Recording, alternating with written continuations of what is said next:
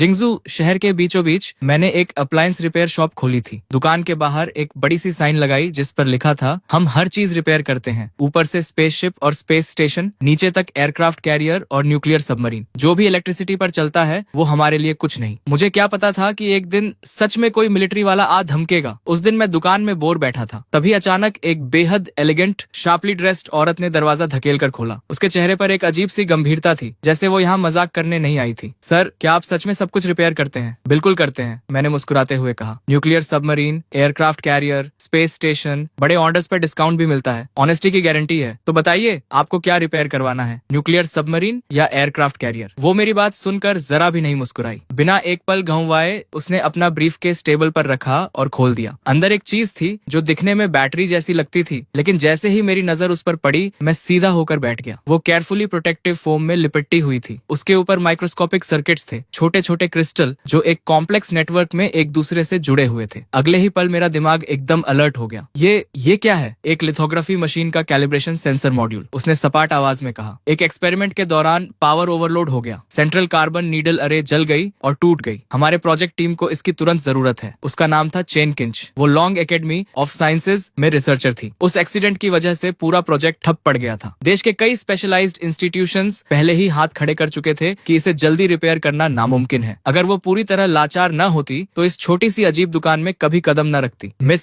मैंने थोड़ा रुककर कहा, आप गलत जगह तो नहीं आ गई? हम यहाँ हाउस होल्ड अप्लायंसेज रिपेयर करते हैं। शायद पड़ोस की हार्डवेयर शॉप आपके ज्यादा काम आए। चेन किंच ने मेरा वो बेबस चेहरा देखा और उसकी आखिरी उम्मीद की किरण भी बुझ गई। उसने एक गहरी सांस ली, ब्रीफकेस उठाई और जाने लगी। सच ही तो था, देश के बड़े बड़े स्पेशलाइज्ड इंस्टीट्यूट्स हाथ खड़े कर चुके थे, तो एक साधारण रिपेयर वाला क्या करेगा? तभी मैंने मजाक छोड़ा। 6 महीने पहले मैं इस दुनिया में आया था और इस दुकान का मालिक बन गया था। साथ में मिली थी एक इनफाइनाइट रिपेयर सिस्टम। इन महीनों में बहुत अजीब अजीब चीजें देखी थी, लेकिन इतनी सोफिस्टिकेटेड चीज कभी नहीं आई थी। ये मौका मैं कैसे जाने देता? आपके पास जो कंपोनेंट है उससे लग रहा है ये C7 टाइप की लिथोग्राफी मशीन का हिस्सा है। चेन किंच एकदम रुक गई, जैसे पैर जमीन से चिपक गए हों। मॉडल बता सकते हो? इम्पैक्ट के वक्त पीक वैल्यू कितनी थी, कितने नैनो सेकेंड्स तक रही, और प्रोब अरे के अलावा कोई और पार्ट डैमेज हुआ? ये सुनकर चेन किंच की सांसें थम गईं। उसे अपने कानों पर यकीन नहीं हो रहा था। एक अप्लायंस रिपेयर शॉप का मालिक इतने पॉइंटेड क्लासिफाइड सवाल पूछ रहा था। क्रीट वैल्यू नॉर्मल पावर की 15 गुना थी, उसने धीरे से कहा। इम्पैक्ट लगभग 3 से 5 नैनो सेकंड तक रही। बाकी कंपोनेंट्स का सेल्फ डायग्नोसिस नॉर्मल है। हम रिपेयरेबल है, लेकिन सस्ती नहीं होगी। पैसे की चिंता मत करो, बस फिक्स कर दो,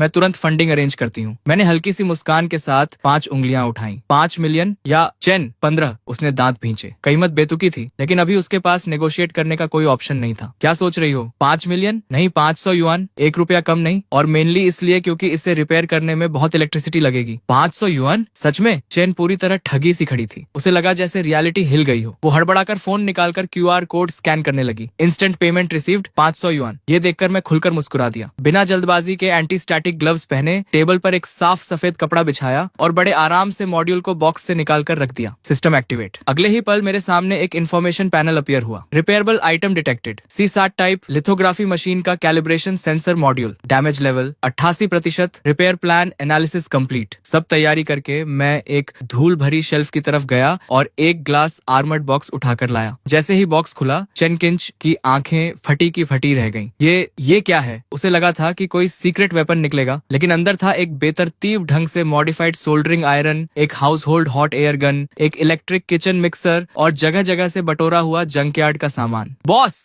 आप इस कबाड़ से मेरी फोटोलिथोग्राफी मशीन का पार्ट रिपेयर करने वाले हो? घबराओ मत, मैंने मुस्कुराते हुए कहा। ये सब इक्विपमेंट फैमिली एयरलूम है। अपोलो मिशन के जमाने में इससे पार्ट्स पॉलिश होते थे। लिथोग्राफी मशीन न होती तो मैं इसे निकालता भी नहीं। Apollo mission? चेन किंच के मुंह का कोना फड़का। पछतावा तो था कि यहाँ आई क्यों, लेकिन अब कोई चारा नहीं था। एक बार और ट्राई तो करना ही था। मैंने हेयर ड्रायर उठाया और मॉड्यूल पर चलाने लगा। न कोई हीट थी, बस हल्की सी ओजोन की स्मेल। लेकिन तभी चेन किंच ने हैरान होकर देखा कि माइक्रोमीटर स्केल सर्किट्स में कुछ हो रहा था।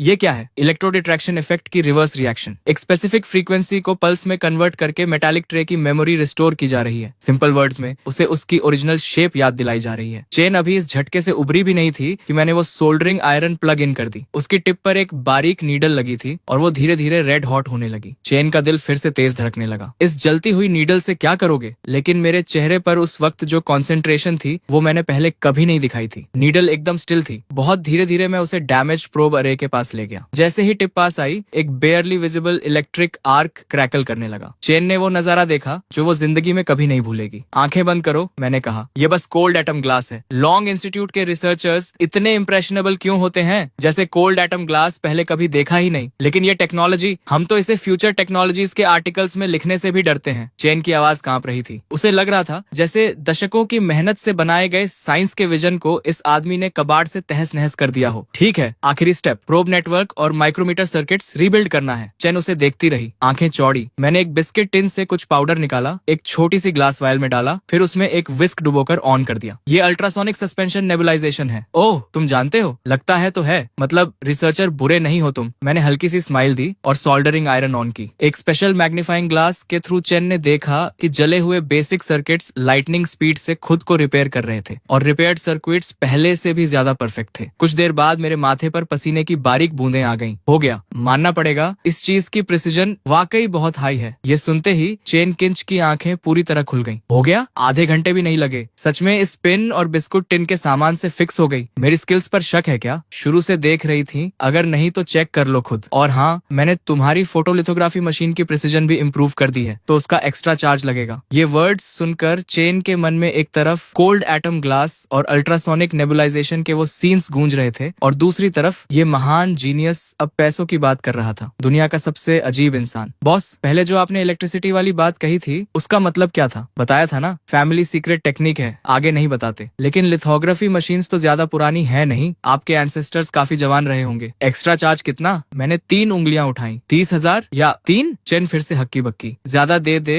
तो भी बुरा, कम दे तो भी बुरा। 300? मिस, स्टेट का पैसा यूं हल्के में मत लो। 300 युआन, 1-1 छोड़ो। चेन किंच की चौड़ी आंखों में अविश्वास चमक रहा था। फिक्स हो गई? और इतना कम मांग रहे हो? ये फोटोलिथोग्राफी टेक्नोलॉजी है, मिलियंस मांगते तो भी देने पड़ते। 800 युआन, 1 पैसा कम नहीं। और हाँ, एक बात बताना भूल गया था, तुम्हारे मास्क की प्रिसीजन भी रिकैलिब्रेट कर दी। सॉरी, वो थोड़ा पुराना था, मुझसे रहा नहीं गया। ओरिजिनल रेजोनेंस फ्रीक्वेंसी थोड़ी कोर्स थी, मैंने 1 परसेंटेज पॉइंट ऊपर कर दी। तुम्हारे प्रोजेक्ट पर कोई खास फर्क नहीं पड़ेगा ना? कितना कहा? 1 परसेंटेज पॉइंट? चेन किंच की सांस रुक गई। एक रिसर्चर होने के नाते वो जानती थी कि वो 1 परसेंटेज पॉइंट कितनी बड़ी बात है। सर, क्या मैं आपका कांटेक्ट ले सकती हूँ? क्यों? मैं एक रिस्पेक्टेबल आदमी हूँ। तुम्हारी चीज फिक्स कर दी, अब और क्या चाहिए? नहीं, एक्चुअली अगर कभी कुछ और फिक्स करवाना हो तो मुझे पता है, डर है कि रिपेयर होल्ड नहीं करेगी और मुझे ढूंढ नहीं पाओगी। नहीं, ऐसा नहीं, घबराओ मत, दुकान यही है, जब चाहो आ जाओ। अगर ठीक से फिक्स नहीं हुई तो 800 युआन वापस। चेन किंच के होठों का कोना एक बार खिंचा, फिर वो रिपोर्ट फाइल करने के लिए पलट गई। लेकिन जैसे ही बाहर निकली, फोन बजा। स्क्रीन पर नाम था डायरेक्टर जू। जैंगलिंग शू, कहाँ हो तुम? मैंने फोटोलिथोग्राफी मशीन का मॉड्यूल रिपेयर करवाने को नहीं कहा था। डायरेक्टर, चिंता मत करो, फिक्स हो गई, वापस लेकर आ रही हूँ। फिक्स हो गई? कहाँ करवाई? एक अप्लायंस रिपेयर शॉप में। लाइन पर एक लंबी खामोशी छाई, फिर धीरे से आवाज आई, कहाँ हो? मैं खुद आता हूँ। सड़क पर रिसर्च इंस्टीट्यूट की कार तेज रफ्तार से भागी जा रही थी। जो का चेहरा सफेद पड़ा हुआ था, ब्रीफकेस गोद में पकड़ी थी, नसें तनी हुई थी। वो जानता था डायरेक्टर अब ब्लास्ट करेगा, लेकिन उसका दिमाग बार बार उस कबाड़नुमा टूल्स और उस अजीब दुकान वाले की तरफ जाता था। उसे लगा जैसे कोई हास्यास्पद सपना देख आई हो। इंस्टीट्यूट के गेट पर पहले से सारी प्रोजेक्ट टीम्स के रिसर्चर्स जमा थे। जैसे ही कार रुकी, भीड़ टूट पड़ी। लिंचू, क्या मॉड्यूल फिक्स हो गया? दिखाओ जल्दी, हमारा प्रोजेक्ट और नहीं रुक सकता। फिक्स हुई? शायद। या तो हुई या नहीं हुई। ये शायद क्या है? और कहाँ फिक्स करवाई? स्पेशलिस्ट एजेंसी ने तो महीनों लगने की बात कही थी। अप्लायंस रिपेयर शॉप में। पूरी भीड़ की सांसें थम गई। Appliance repair shop? Photolithography machine की? ये क्या नॉनसेंस है? जैंगलिंग शू, तुम्हारा दिमाग तो ठीक है ना?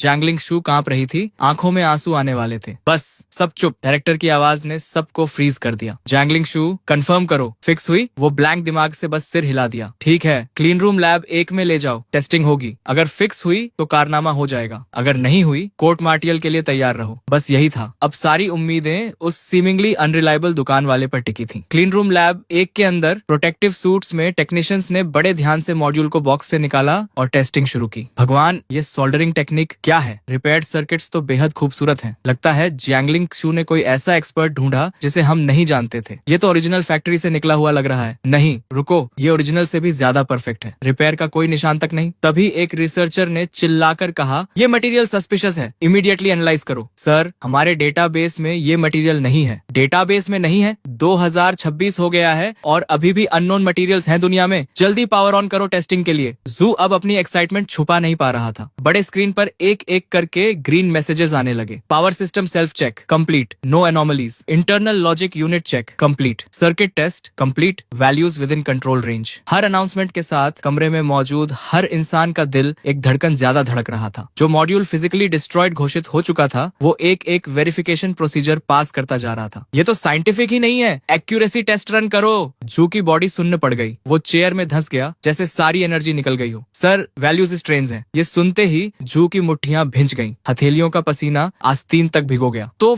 फेल हो गई? जू एकदम कुर्सी से उछला। नहीं सर, ये वैल्यूज किसी बहुत हाई लेवल फोटोलिथोग्राफी मशीन जैसी हैं। हम जो यूज कर रहे थे उससे 1% पॉइंट ज्यादा। मुझे शक है ये हमारा मॉड्यूल ही नहीं है, लेकिन अब भी दुनिया में किसी के पास भी ऐसी टेक्नोलॉजी नहीं होनी चाहिए। 1% पॉइंट ज्यादा, जो कि आंखें पलटी और वो बेहोश होकर गिर पड़ा। लेकिन बाकी सब यूफोरिक थे। स्क्रीन पर स्क्रोल हो रहे डेटा को टकटकी लगाए देख रहे थे और एक कोने में चेन किंच अभी भी वहीं खड़ी थी, ब्लैंक एक्सप्रेशन के साथ। तो कैलिब्रेशन मॉड्यूल फिक्स हो गई? फिक्स नहीं जैंगलिंग सू, ये ब्रेक थ्रू है। तुमने एक कारनामा कर दिया। वो अपनी तरफ उंगली उठाते हुए बोली। मैंने? अभी तो डायरेक्टर कोर्ट मार्शल की बात कर रहे थे। एक पल में कारनामा कैसे? जैंगलिंग सू, इस बड़ी टेक्निकल डिफिकल्टी को ओवरकम करने में तुम्हारे एक्सेप्शनल परफॉर्मेंस के लिए मैं तुम्हें इस रिसर्च टीम का हेड नियुक्त करता हूँ। वो अपनी आंखों पर यकीन नहीं कर पा रही थी। लॉन्ग अकेडमी ऑफ साइंसेज में काम करना ही एक ऑर्डिनरी इंसान के लिए पिनिकल था। टीम लीडर बनना उसकी सोच से भी बाहर था। क्या ये सब उस मॉड्यूल रिपेयर की वजह से था? और उस मोमेंट में पहली बार उसे यकीन हुआ उस सीमिंगली अनरिलायबल लड़के की बातों पर। वो 1% एक्यूरेसी इंप्रूवमेंट भी सच था। बताओ चीफ जैंगलिंग, सारे स्पेशलाइज्ड एजेंसीज ने हाथ खड़े कर दिए थे। तुम किसके पास गई थी? आर्मी सब कॉन्ट्रैक्टर, जनरल स्टाफ का कोई बिगविग? इतनी इंपॉर्टेंट मैटर के लिए हम भी पर्सनली जाकर थैंक्स करना चाहते हैं। मैं झूठ नहीं बोल रही, सच में एक छोटी सी लोकल रिपेयर शॉप में फिक्स हुई। Repair stand? टीवी फिक्स करना भी कॉम्प्लिकेटेड है वहाँ। हम फोटोलिथोग्राफी मशीन की बात कर रहे हैं। लिंक्सू,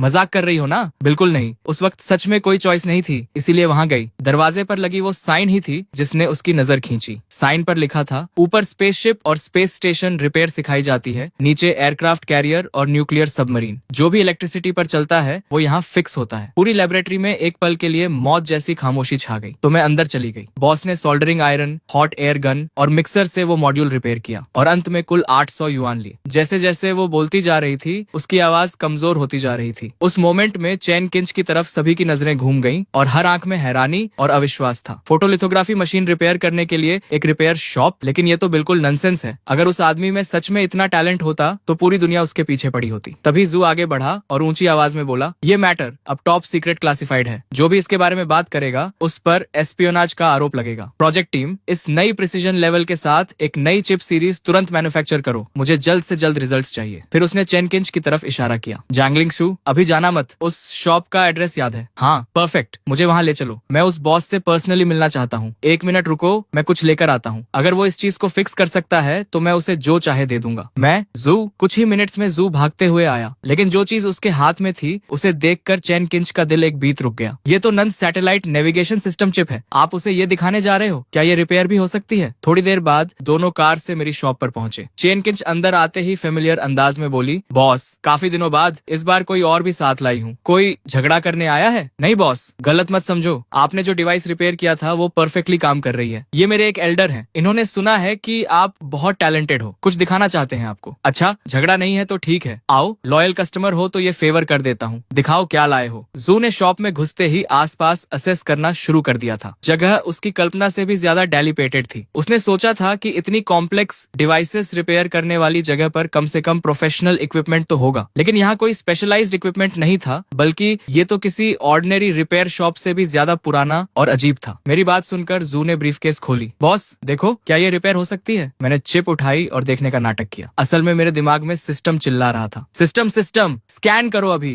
रिपेयरेबल आइटम डिटेक्टेड। नंदो number 3 satellite navigation chip encrypted military version. Damage level 92%। Main logic gate blown. Data buffer failure military version. जैसे ही वो दरवाजे से अंदर आया था मुझे पता लग गया था कि ये कोई ऑर्डिनरी आदमी नहीं है, लेकिन आर्मी का होगा ये नहीं सोचा था। लग रहा है दुनिया सच में छोटी होती जा रही है। यंग मैन, ये चिप है, नंदो सैटेलाइट का नेविगेशन चिप है। मेन लॉजिक गेट उड़ गई है, डेटा बफर भी साथ गया। सडन सर्च की वजह से हुआ होगा। तुम्हारे प्रोटेक्शन मेजर्स सच में बहुत कमजोर हैं। पूरी वर्कशॉप में एक पल के लिए डेथली साइलेंस छा गई, जो कि उन थकी हुई आंखों में पहली बार पूरी तरह एस्टोनिशमेंट का एक्सप्रेशन आया। लगता है इस लड़के में दम है। तो बॉस, फिक्स कर सकते हो ना? प्राइस की बात करो। मैंने 5 उंगलियां उठाई और जो की नाक के सामने हिलाई, जो मन में खुश हो गया। 5 लाख, ठीक है 5 लाख। 5 करोड़ भी होते तो डील था। QR कोड से दे दो या कैश? नहीं नहीं, 5 लाख नहीं, 500 युआन। क्या 500 युआन? 500 युआन में तो चिप का बॉक्स भी नहीं आता। ये प्राइस तो देश की कटिंग एज टेक्नोलॉजी का अपमान है। टेक इट और लीव इट। तुम रिसर्चर्स को पैसा बहुत आसानी से मिल जाता है। 500 और 1 पैसा नहीं, वरना मैं हाथ नहीं लगाता। फिक्स करेंगे बॉस, करेंगे। चेन किंच ने झट से फोन निकाला और पेमेंट QR स्कैन कर दिया, जो बस हेल्पलेसली ये सीन देखता रहा। देश की स्ट्रैटेजिक कटिंग एज चिप एक यंग मैन ने 500 युआन में रिपेयर के लिए एक्सेप्ट कर ली। अगर वो रेगुलर कस्टमर ना होती तो मैं इसे लेता भी नहीं। तुम सच में सोचते हो मैं 500 युआन के लिए परेशान हूँ? सीरियसली? जू का चेहरा थोड़ा खुला। तुम इसे स्मॉल मैटर बोल रहे हो? ये पूरे नंडू सैटेलाइट का मेन कंपोनेंट है। ये लड़का अभी इतना सीरियस था, एकदम चाइल्डिश कैसे हो गया? डायरेक्टर, चिंता मत करो, बॉस हमेशा ऐसे ही हैं। टैलेंटेड लोगों का टेम्पर ऐसा ही होता है। जू का चेहरा लाल हो गया। वो एक कोने में मुड़ा। मैंने एक छोटा बॉक्स निकाला और खोला। जू का दिल मुंह को आ गया। अंदर था एक पुराना मैनुअल डेंटिस्ट ड्रिल। कहाँ से ढूंढ के लाया था भगवान जाने। एक पुरानी प्लायर्स और एक चीज जो मैनुअल कॉफी ग्राइंडर जैसी दिखती थी। ये सारा कबाड़ स्क्रैप डीलर भी 5 यूरो में नहीं लेता। जो से रहा नहीं गया। कांपती उंगली से उस पाइल की तरफ इशारा करते हुए उसकी आवाज भी कांप रही थी। आप इस सब से मेरी चिप फिक्स करने वाले हो? क्यों? मेरे टूल्स पसंद नहीं आए? तो अपनी चिप वापस ले जाओ और खुद स्टडी करो। मेरी छोटी सी शॉप इतने इंपॉर्टेंट क्लाइंट्स के लिए बनी नहीं है। ये कहकर मैंने नाराजगी से टूल्स रख दिए और चेयर पर बैठ गया। मास्टर शू, प्लीज रिपेयर करवाना है हमें, और वैसे भी पैसे दे चुके थे। चेन किंच ने बीच में आकर सिचुएशन संभाली। बूढ़ा जू अंदर से जल रहा था, लेकिन उसने फोर्स कर खुद को शांत किया। मैंने जू को एक नजर से देखा, फिर धीरे से ट्वीजर्स उठाई। उसी मोमेंट में चेन किंच ने मेरा स्पेशल मैग्नीफाइंग ग्लास उठा लिया। लेंस के थ्रू जू और चेन किंच दोनों ने एक इनक्रेडिबल सीन देखा। ये टेक्निक क्या है? लग रहा है फ्ली को पर्म दे रहे हो। जू को गूज़बम्प्स आ गए। उसे लगा जैसे जिंदगी भर की साइंटिफिक रिसर्च बेकार हो गई। अगर एक साधारण आयरन से चिप फिक्स हो जाती है तो मैंने इतना पढ़ा क्यों? पहले पता होता तो 20 यूरो का आयरन ले आता सुपरमार्केट से, 500 युआन बच जाते। जैंगलिंग सू, सच में इसी तरह फोटोलिथोग्राफी मशीन फिक्स हुई थी? ये तो सब दिखावा लगता है, रिपेयर जैसा कुछ दिख ही नहीं रहा। डायरेक्टर देखो ये पाउडर। इस टेक्निक का नाम अल्ट्रासोनिक एटोमाइजेशन सस्पेंशन है। Ultrasonic atomisation suspension? ये क्या होती है? मैनुअल्स में है। मैंने उनकी बातों का जवाब देने की जहमत नहीं उठाई और डेंटिस्ट ड्रिल उठा लिया। उसे पाउडर में डुबोया और चिप के डैमेज्ड एरियाज रिपेयर करने लगा। प्रोसेस फोटोग्राफी मॉड्यूल जैसी ही थी, बस मटेरियल्स अलग थे। टूल की टिप से चिप के सर्किट पर बेयरली विजिबल इलेक्ट्रिक आर्क्स कूद रही थी, हर माइक्रो फ्रैक्चर को प्रिसिजनली रिपेयर करती हुई। किसी सुपर हीरो मूवी से भी ज्यादा एब्सर्ड था ये नजारा। ठीक है, हो गया, लेकिन ये नंदो सैटेलाइट नेविगेशन चिप थी, इतने कम टाइम में रिपेयर हो गई? किसी स्पेशलाइज्ड इंस्टीट्यूट में तो रिपेयर प्लान बनाने में ही महीने लग जाते। और क्या करूं? ड्रम्स बजाऊं? रिबन कटिंग सेरेमनी करूं? डायरेक्टर साहब स्पीच दें? झो को गाली देने की जबरदस्त इच्छा हुई। लड़के में टैलेंट तो कमाल का है, लेकिन जबान सांप जैसी है। एक ही लाइन में दम निकाल दिया। उसने देखा मैं कैजुअली टूल्स बॉक्स में फेंक रहा हूँ, जैसे अभी कोई टोस्टर फिक्स किया हो जो ऑन नहीं हो रहा था। इतना नॉनशलेंट। एक बड़ी सी अब्सर्डिटी की लहर जू को डुबो गई। मैं पागल हो गया हूँ या सपना देख रहा हूँ? ये कैसे पॉसिबल है? जू का चेहरा स्केरलेट हो गया। सांस लेने में भी तकलीफ हो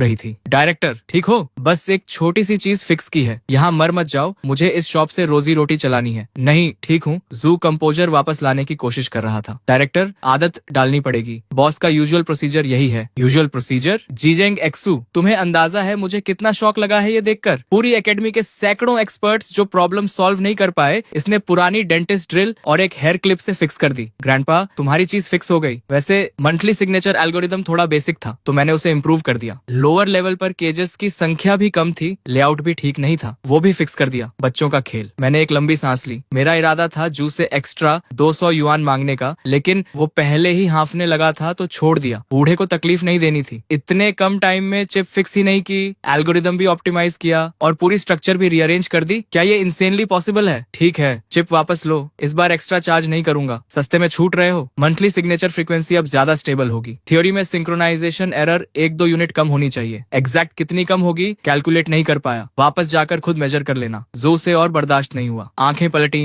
पैरों से जान निकल गई और वो जोर से जमीन पर गिर पड़ा। उधर लॉन्ग एकेडमी के क्लीन रूम नंबर 1 में भी हलचल मची हुई थी। हर चेहरे पर वैसी गंभीरता थी जैसे कोई बैटल फाइट कर रहा हो। Photo sensitive resin layer uniformity verification specification complete, margin of error with in acceptable limits. Mass calibration के दौरान टारगेट एक्यूरेसी 1% बढ़ी, अलाइनमेंट पैरामीटर्स रिकैलकुलेट हो रहे हैं, vacuum chamber pressure stable, preset value reached. चारों तरफ से रिपोर्ट्स आ रही थी, आवाजों में अर्जेंसी थी। चीफ इंजीनियर देंग बड़े स्क्रीन को एकटक देख रहे थे, ईयरपीस में आती आवाजें सुनते हुए। एक परसेंटेज पॉइंट इंप्रूवमेंट, सबसे इंसेन एक्सपेरिमेंट। अगर ये कंफर्म हो गया तो चाइना ऑप्टिकल टेक्नोलॉजी में बाकी दुनिया को बहुत पीछे छोड़ देगा। और ये सब एक छोटी सी वर्कशॉप के रिपेयर से। वो अभी भी यकीन नहीं कर पा रहे थे। एक्सपोजर प्रोसीजर लॉन्च करो, देंग ने इंटरकॉम पर फाइनल ऑर्डर दिया। एक लो हम सुनाई दी और मशीन स्टार्ट हुई। सबने सांसें रोक ली। ये मोमेंट ऑफ ट्रूथ था। डेटा स्क्रीन पर फ्रैंटिकली स्क्रॉल हो रहा था, हर कैरेक्टर जैसे अपनी अलग हार्ट बीट से पल्स कर रहा था। Exposure complete, sharp reveal, drawing, हर स्टेप टेक्स्ट बुक परफेक्ट था। जब रोबोटिक आर्म ने वो गोल्डन वेफर जिस पर अनगिनत लोगों की उम्मीदें टिकी थी टेस्ट टेबल पर रखा तो डेंग का दिल रुकते रुकते बचा। Perfect test result, all units and parameters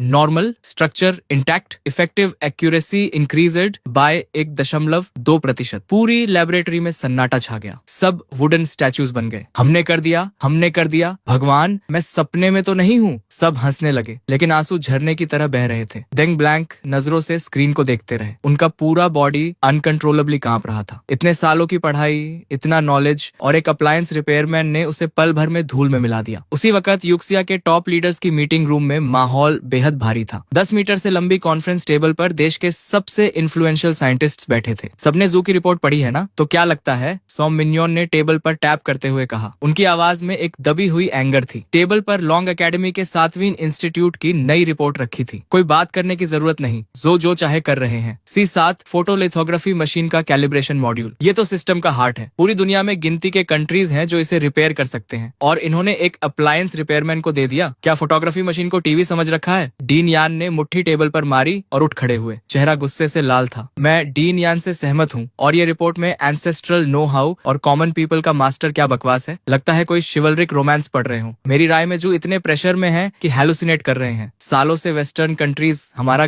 गला दबाए हुए हैं। सबकी इम्पेशंस समझ आती है, लेकिन ऐसे मोमेंट्स में ही कूल हेड रखना जरूरी होता है। जो कर रहे हैं वो रिपोर्ट फल्सिफाई करना है। ये सिंपल प्रोफेशनल एरर नहीं, ये serious breach on off discipline है। मीटिंग रूम का माहौल और भारी होता गया। लगभग सबकी राय एक ही थी। सोममग्न बड़े ध्यान से सब सुन रहे थे। उनकी भौहें और ज्यादा सिकुड़ती जा रही थीं। वो जानते थे जो कोई ऐसे वैसे साइंटिस्ट नहीं है जो हल्की बात नहीं करते। शायद कोई और एक्सप्लेनेशन हो। मेरी राय में 7वीं इंस्टीट्यूट के सभी रिसर्च प्रोजेक्ट्स तुरंत हॉल्ट करने चाहिए और इन्वेस्टिगेटिव टीम भेजनी चाहिए। हाँ, अग्रीड। सम मिन्योन ने भीड़ का गुस्सा ऑब्जर्व किया और एक लंबी सांस ली। इस बार जू, तुमने सच में ज्यादा ही कर दिया। तभी अचानक मीटिंग रूम का दरवाजा खटखटाया गया। सेक्रेटरी का चेहरा लाल था। मिनिस्टर, 7वीं रिसर्च इंस्टीट्यूट से अभी एक और अर्जेंट रिपोर्ट आई है। जो फिर कब रुकेंगे? ये अगली रिपोर्ट में लिखेंगे गंडम बना दिया। डीन यान ने कंटेम्प्ट से नाक सिकोड़ी। चेहरा और गंभीर होता जा रहा था। रिपोर्ट में लिखा है कि 7वीं इंस्टीट्यूट ने एक नई इलेक्ट्रॉनिक चिप डेवलप की है। कम्प्लीटली नया एटिंग स्टैंडर्ड यूज हुआ है। कम्प्लीटली नया मतलब रिपोर्ट के अकॉर्डिंग इसकी एक्यूरेसी हमारी करंट चिप्स से 1% पॉइंट ज्यादा है। ये सुनते ही मीटिंग रूम में पहले खामोशी छाई, फिर लिटरली उखड़ पड़ा। 1% पॉइंट? जानते हो इसका क्या मतलब है? वो रिपोर्ट लाओ जल्दी। डीन युआन ने रिपोर्ट की तरफ झपट्टा मारा और एक झटके में उठा ली। पढ़ते पढ़ते उनका पूरा बॉडी कांपने लगा। रोके नहीं रुक रहा था। डीन युआन ने रिपोर्ट की तरफ झपट्टा मारा और एक झटके में उठा ली। पढ़ते पढ़ते उनका पूरा बॉडी कांपने लगा। रोके नहीं रुक रहा था। डीन, क्या हुआ? ठीक हो? ये फिगर्स सही हैं, लेकिन ये पॉसिबल कैसे है? इंसान झूठ बोल सकता है लेकिन नंबर्स नहीं। इतने सालों की रिसर्च में डेटा में जरा सी भी गड़बड़ी वो पल भर में पकड़ लेते थे, लेकिन इस रिपोर्ट के फिगर्स बिल्कुल एक्यूरेट थे। मैं पहले ही कहता था जू डायरेक्टर सालों से हैं, वो कभी कुछ गलत नहीं करते, लेकिन ये केस बहुत अजीब है। क्या हो सकता है कि ये उनकी पुरानी रिसर्च का कल्मिनेशन हो, कोई पीक पर पहुंचना और किस्मत से ब्रेक थ्रू हो गई। किस्मत? 1% पॉइंट और तुम उसे किस्मत बोल रहे हो? सोम मिन्जुआंट ने आर्ग्यूमेंट को इग्नोर किया। उन्होंने क्विकली रिपोर्ट उठाई और डिटेल में एग्जामिन की। कुछ देर बाद उनकी नजर भी 1.2% ब्रेक थ्रू और नई चिप के बीच डोलने लगी। जेंटलमैन, इन रिपोर्ट्स का डेटा इररेफ्यूटेबल है। इसका मतलब जू की पहली रिपोर्ट किसी भी हालत में फेक नहीं हो सकती। लेकिन अब असली प्रॉब्लम ये रिपेयर शॉप है। सोम मिन्जुआंट ने एक गहरी सांस ली। चेहरे पर हैरानी थी लेकिन ज्यादा कंफ्यूजन। अप्लायंस रिपेयर, लोगों के बीच छुपा हुआ मास्टर, एंसेस्ट्रल नो हाउ, ये सब वर्ड्स नॉर्मल लगते हैं, लेकिन एक साधारण अप्लायंस रिपेयरमैन जो फोटोलिथोग्राफी मशीन फिक्स कर दे और सबसे जरूरी बात वो सक्सीड भी हो गया, ये मेरे लिए मानना बहुत मुश्किल है। हम फोटोलिथोग्राफी मॉड्यूल की बात कर रहे हैं, ऐसी चीज जिसे दुनिया में गिनती के कंट्रीज रिपेयर कर सकते हैं। ये एक साधारण अप्लायंस रिपेयरमैन से कैसे होगा? शायद डीन जू कुछ छुपाने की कोशिश कर रहे हो। शायद ये अप्लायंस शॉप एक्चुअली डीन जू का कोई सीक्रेट सीक्रेट बेस हो, शायद वो कुछ और ही हाइड करना चाहते हैं, एक एकेडमिक ने भौहें सिकोड़कर कहा। मीटिंग रूम में फिर से शोर उठ गया। चिप के रिजल्ट्स ने उन्हें स्पीचलेस कर दिया था, लेकिन जितनी हैरानी थी उतनी ही क्यूरियोसिटी उस अप्लायंस शॉप के बारे में बढ़ती जा रही थी। हमें जरूर पता लगाना होगा। चावली, कुछ आदमी लेकर जाओ और वो शॉप ढूंढो। देखो ये जगह सच में एग्जिस्ट करती है या नहीं, और याद रहे बिल्कुल डिस्क्रीट रहना। अगले दिन होश संभाल कर मैंने शॉप फिर से खोली। कल जू मेरी शॉप के बीच में ही बेहोश हो गए थे। किस्मत से एम्बुलेंस जल्दी आ गई, वरना जो कुछ 100 युआन कमाए थे वो भी जाते। तभी 2 मिडिल एज्ड आदमी पर्पस के साथ अंदर आए, एकदम सीधे खड़े, चेहरे स्टर्न, कपड़े ऑर्डिनरी लग रहे थे, लेकिन उनसे एक ऑरा निकल रहा था जो आम इंसान से बिल्कुल नहीं मिलता था। बस माथे पर साइन लिखा होना बाकी था। Plain clothes cop. अंदर आते ही सर्वे करने लगे। ये कस्टमर्स का बिहेवियर तो बिल्कुल नहीं था। कल एक केस गया, आज 2 और आ गए। मेरी छोटी सी शॉप अब ट्रेंडी स्पॉट बनने वाली है। बॉस, अभी खुले हो? हाँ खुले हैं। जेंटलमैन, क्या फिक्स करवाना है? इम्पोर्टेड वॉशिंग मशीन जो टर्न नहीं हो रही, या अमेरिकन रेफ्रिजरेटर जो कूल नहीं कर रही? बॉस ये देखो। एक आदमी ने एक छोटी स्क्वायर सी डिवाइस काउंटर पर रख दी। कोई स्पेशल पैकेजिंग नहीं। ये क्या है? पुराना MP3 प्लेयर या पुरानी पावर बैंक? हाँ यही है, पुराना म्यूजिक प्लेयर। बॉस, फिक्स हो सकता है। Music player? तुम्हारा म्यूजिक प्लेयर ऐसा दिखता है? किसे बेवकूफ बना रहे हो? जैसे ही वो दोनों अंदर आए थे, मैंने उनके पास मौजूद सभी इलेक्ट्रॉनिक डिवाइसेस स्कैन कर लिए थे। जो डिवाइस उन्होंने दिखाई वो एक ब्लैक ब्रदर मिलिट्री सिफर मशीन थी। मलफंक्शन का कारण था एक इम्प्रॉपर पावर आउटेज से ट्रिगर्ड सिक्योरिटी लॉक। ये दोनों रिपेयर करवाने नहीं आए, टेस्ट करने आए हैं मुझे। ये नई नहीं लगती, फिक्स करना कॉम्प्लिकेटेड हो सकता है, लेकिन पुरानी चीजों पर ही असली क्राफ्ट्समैनशिप की पहचान होती है। अक्सर टूटी नहीं होती, बस एक्टिंग अप कर रही होती है। मैंने ट्रैकिंग डिवाइस हाथ में तोली। दोनों ने एक दूसरे को देखा, बिविल्डर्ड। मेरे मिस्टीरियस गेम के सामने उनका पेशेंस क्लियरली खत्म होने लगा था। इस बार मैंने इलेक्ट्रिक इक्विपमेंट भी नहीं निकाली, बस डिवाइस को उंगलियों से टैप किया। रिदमिक और स्लो टैपिंग। सुनने में सिंपल लग रहा था, लेकिन सामने के दोनों आदमी पसीने में भीग चुके थे। वो इमरजेंसी रिसेट कोड टाइप कर रहे थे।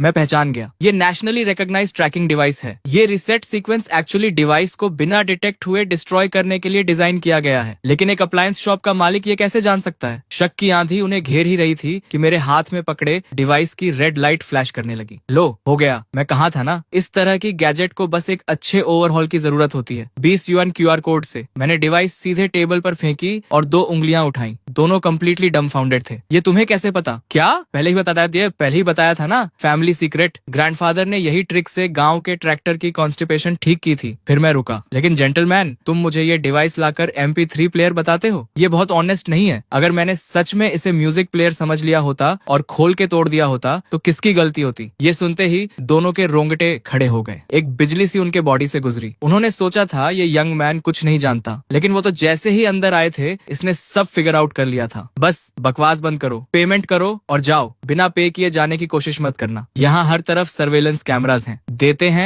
हैं। दोनों फ्रेनेटिकली फोन निकालकर 20 युआन स्कैन करने लगे। और कुछ काम है? फिक्स हो गई तो जाते क्यों नहीं? मैंने पेमेंट कंफर्मेशन देखी। वो दोनों अजीब नजरों से मुझे देखते हुए तेजी से बाहर निकल गए, जैसे आग लगी हो।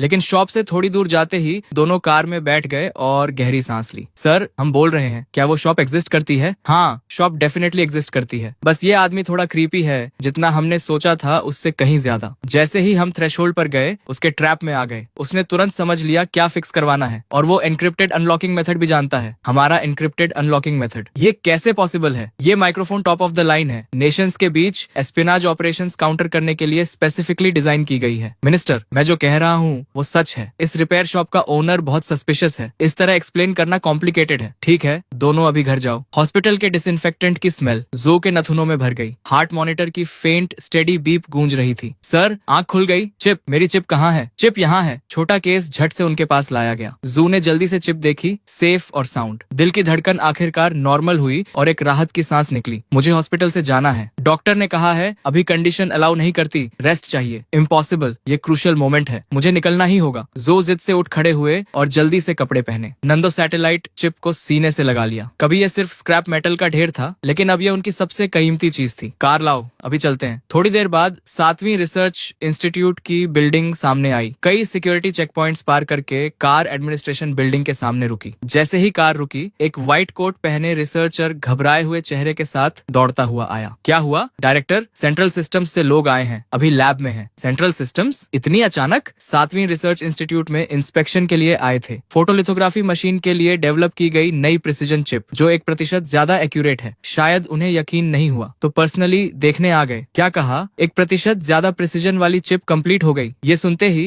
जो की आंखें लगभग निकल पड़ी। हाँ, कंप्लीट हो गई। आप और टीम लीडर जो के जाने के कुछ देर बाद ही हम सक्सेस हो गए। परफेक्ट। लेकिन रिपोर्ट सबमिट करने की ऑथराइजेशन किसने दी? रिपोर्ट तभी सबमिट होती है जब पूरा कॉन्फिडेंस हो। चिप अभी बैरली कंप्लीट हुई है और इन्होंने रश करके सेंट्रल सिस्टम को भेज दी। अगर कोई लास्ट मिनट अनफोर्सीन इवेंट आया तो ये साइंटिफिक डेटा और मिलिट्री इंटेलिजेंस फॉल्सिफाई करना होगा। हाई ट्रेजन जितना सीरियस क्राइम। ये ट्रबल ढूंढ रहे हैं क्या? बस सभी प्रोजेक्ट मेंबर्स को अभी बुलाओ। जो भी न्यू चिप डेवलपमेंट में था सब लैब में इकट्ठा हो। जो ने मुड़कर लैब की तरफ दौड़ लगा दी। विशाल क्लीन रूम में एक ग्रुप खड़ा था। फोटोलिथोग्राफी मशीन के आसपास जमा होकर इशारे करते हुए बात कर रहे थे। आगे था यान, सेंट्रल सिस्टम के टॉप पर। कैलिब्रेशन मॉड्यूल का फीडबैक लूप मैक्सिमम तक ऑप्टिमाइज हो गया है। ऑप्टिकल पार्ट कंपेंसेशन भी कंप्लीटली रीडिजाइन हुई है। ये टेक्नोलॉजी का सच में कमाल है। और सबसे इंप्रेसिव बात यह है कि ये सारी ऑप्टिमाइजेशंस एग्जिस्टिंग आर्किटेक्चर पर इंप्लीमेंट हुई हैं, एक भी बेसिक प्रोटोकॉल बदले बिना। ये कैसे पॉसिबल है? डायरेक्टर जू, बताइए आपकी लैब में हो क्या रहा है? लिथोग्राफी मशीन छोड़ो, सिर्फ चिप की बात करो। इसकी ऐसी स्ट्रक्चर क्यों है? जू के मुंह में जो प्लेजेंट्रीज आ रही थी वो गले में ही अटक गईं। एक्सप्लेन करो। लेकिन एक्सप्लेन क्या करें? भगवान, चिप उन्होंने खुद डेवलप की और एक्सप्लेन करना मुश्किल है। ऑनरेबल एकेडमिक्स, ये एक्सप्लेन करना थोड़ा कॉम्प्लिकेटेड है। अगर डायरेक्टली टेस्ट डेटा पर चलें तो ज्यादा क्लियर होगा। कोई भी एक्सप्लेनेशन रॉ डेटा जितनी इम्पैक्टफुल नहीं होगी। नई चिप को बड़े ध्यान से उठाकर बीजीजी प्लेटफॉर्म के टेस्ट स्लॉट में रखा गया। एक साउंड आई और स्लॉट ऑटोमेटिकली लॉक हो गया। सेल्फ डायग्नोस्टिक एनवायरनमेंट इनिशिएट हुआ। Vacuum environment, okay. Temperature stabilized at 21.5 degree Celsius. Electromagnetic shielding activated. Low frequency calibration accuracy test initiate हो रहा है। Calibration module response time 3.8 nanoseconds. Stable operation. Optical path deviation correction rate 12.5 micron. Design specification से 1.2% ज्यादा। इन reports को सुनते ही भीड़ में excitement की लहर दौड़ गई। एक सिंपल बेसिक टेस्ट ने ही उन्हें स्पीचलेस कर दिया। यान लाओ, ये फिगर्स ऑलरेडी अस्टाउंडिंग है। हमारी स्टैंडर्ड लिथोग्राफी मशीन का करेक्शन रेट पीक पर 12.1 माइक्रोमीटर्स डिजाइन था। यान लाओ ने सिर हिलाया। चेहरे पर कोई इमोशन नहीं था। Basic test validated. Second phase का high intensity lot testing launch करो। जू का चेहरा भी इम्प्रेसिव था, लेकिन जो कांपना रोके नहीं रुक रहा था वो अंदर की बेचैनी को बता रहा था। कमांड्स कंप्लीट हुए। होलोग्राफिक प्रोजेक्शन इंस्टेंटली अपीयर हुई। डेटा की एक फ्लड पागलों की तरह चिप से सर्च कर रही थी। ये टेस्ट सिमुलेट कर रहा था लिथोग्राफी मशीन को एक्सट्रीम कंडीशंस में, बहुत हाई प्रिसीजन एक्सपोजर स्टेट और complex computational state. Chip utilisation rate 99.6%। Temperature rise 45 degree, 67 degree, 70 degree. सब कुछ इसी पर टिका था। लेबोरेटरी में साइलेंस छा गई। बस नर्वसली निगलने की आवाजें सुनाई दे रही थी। पिछले टेस्ट में जैसे ही चिप सेफ्टी टेम्परेचर पार करती थी, सेल्फ प्रोटेक्शन मोड एक्टिवेट हो जाता था, फ्रीक्वेंसी गिर जाती थी और कैलिब्रेशन परफॉर्मेंस क्रैश कर देती थी। लेकिन इस मोमेंट में होलोग्रामिक स्क्रीन पर कैलिब्रेशन रिस्पॉन्स टाइम का डेटा वही था, 3.8 नैनोसेकंड्स। हिला नहीं। टेम्परेचर स्टेबलाइज हो गई थी, 76 डिग्री सेल्सियस। एल्डर यान और बाकी सब होलोग्राम को घूरते रहे। आंखों में डिसबिलीफ साफ झलक रहा था। ये चिप इतने टेम्परेचर पर स्टेबल कैसे रह सकती है? इसकी हीट डिसिपेशन कैपेसिटी स्टेबलाइज कैसे हो गई? ये तो उनके सारे ट्रेडिशनल साइंटिफिक अंडरस्टैंडिंग को उलट कर रख देने वाली बात थी। तभी जू के दिमाग में एक विम आई। वो सेंट्रल सिस्टम के अपने लीडर्स को इम्प्रेस करना चाहता था और उसने बिना किसी की परवाह किए अनाउंस कर दिया, सभी स्टेशनों तैयार हो जाओ। फाइनल टेस्ट, लिथोग्राफी मशीन का एक्सट्रीम वाइब्रेशंस में ऑपरेशन का सिमुलेशन, हाई टेम्परेचर और कॉम्प्लेक्स इलेक्ट्रोमैग्नेटिक इंटरफेरेंस के साथ अल्ट्रा प्रिसीजन, कैलिब्रेशन और रेजिस्टेंस टेस्टिंग शुरू करो। ये सबसे डिमांडिंग प्रोटोकॉल है। कोई भी चिप इसे विदस्टैंड नहीं कर सकती। कमरे में एक सन्नाटा छा गया क्योंकि सब जानते थे कि चिप इंस्टेंटली जल जाएगी। एल्डर यान ने जू को रोकने की कोशिश की। ओल्ड जू, हम ऑलरेडी इस नई चिप की सक्सेस देख चुके हैं और टेस्टिंग की कोई जरूरत नहीं। ये तो परफेक्ट से भी ज्यादा है। लेकिन जू उस वक्त किसी पागल की तरह था, किसी की सुनने को तैयार ही नहीं था। एल्डर यान ने आवाज तेज की, जू, मेरा ऑर्डर सुना नहीं? अभी बंद करो ये टेस्ट। मैंने कहा नहीं होगा। मैं देखना चाहता हूँ कौन हाथ उठाने की हिम्मत करता है। यन सच में अंदर से घबरा रहा था। इतनी एक्स्ट्रॉर्डिनरी चिप, और अगर जू की इस जिद की वजह से वो बर्बाद हो गई तो सबका दिल टूट जाता। सभी टेस्टिंग यूनिट्स के हेड्स के हाथ हवा में ही जम गए थे। माथे से पसीना गालों तक बह रहा था। एक तरफ सेंट्रल सिस्टम था जिसका रैंक इंस्टीट्यूट से कहीं ऊपर था, दूसरी तरफ उनका डायरेक्ट सुपीरियर जू था। किसी को भी दुश्मन बनाना तबाही होती। फिर भी रिसर्चर्स में जो देव का ऑर्डर तोड़ने की हिम्मत नहीं आई। लिथोग्राफी मशीन जो अभी अभी रुकी थी वो दोबारा चालू हो गई। स्क्रीन पर होलोग्रामिक प्रोजेक्शन का डेटा फिर से फ्रैंटिकली स्क्रॉल करने लगा। यान ने चेतावनी दी, जो देव, सुन लो, अगर ये एक्सपेरिमेंट फेल हुआ तो कोर्ट मार्टियल के लिए तैयार रहो। लेकिन देव ने जैसे सुना ही नहीं। एल्डर यान की आंखें